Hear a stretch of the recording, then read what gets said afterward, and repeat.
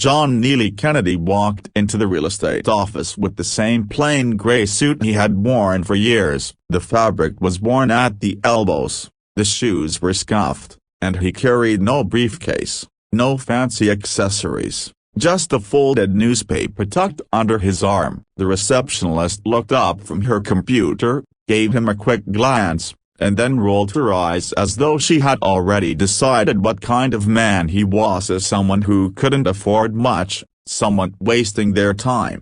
But John wasn't here for appearances. He was here for something far more important. "Good morning," he said politely. "I'd like to see one of your agents. I'm interested in a property." The receptionist sighed and called over a young agent named Melissa, who was just finishing her latte. Melissa walked over, her heels clicking sharply on the tile floor, her perfume leaving a trail behind her. She was confident, dressed in designer clothes, and spoke with the authority of someone who thought she had seen it all. When John explained that he was looking for a modest home via something simple, maybe with a bit of land, Melissa couldn't help but smirk.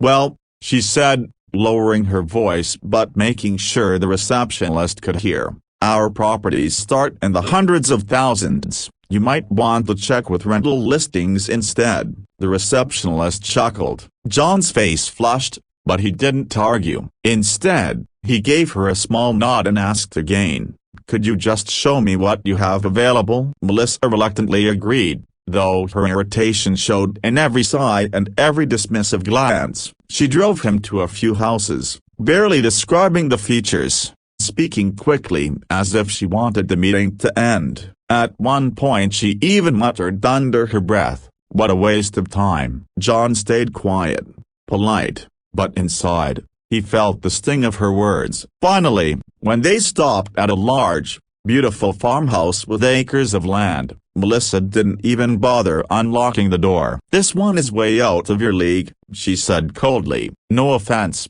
but you don't look like someone who could afford this. The owner only wants serious buyers." Her words cut deep. John stood there for a moment, staring at the house, then turned back to her. His voice was calm but firm. "Thank you for your time," he said. "I'll handle it from here." Melissa smirked, thinking she had finally gotten rid of him. What she didn't know, what no one in that office had bothered to find out, was that John Neely Kennedy wasn't just a man in a worn suit. He was a United States Senator, a man with influence, resources, and the means to buy any property he wanted. But more importantly, he was a man who believed in humility and never felt the need to flaunt his wealth or position. Later that week, Melissa received a call from her broker. Her face turned pale as she listened. The man in the gray suit had gone back directly to the property owner and purchased the farmhouse, paying in full. And not only that,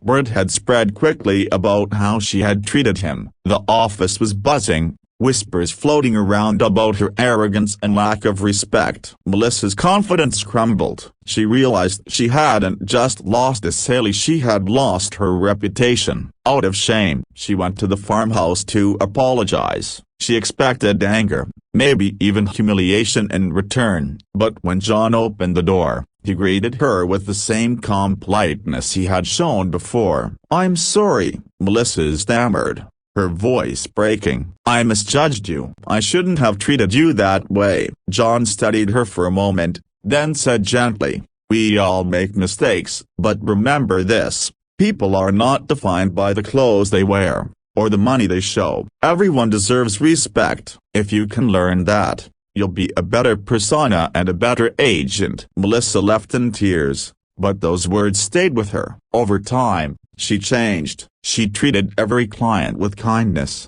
whether they looked wealthy or not, and though she regretted the day she humiliated John, she was grateful for the lesson he taught her. As for John, he settled into the farmhouse he had wanted all along. The land gave him peace, and the house gave him roots. And in the quiet evenings, when he looked out over the fields, he thought about how respect, humility, and kindness always mattered more than appearances.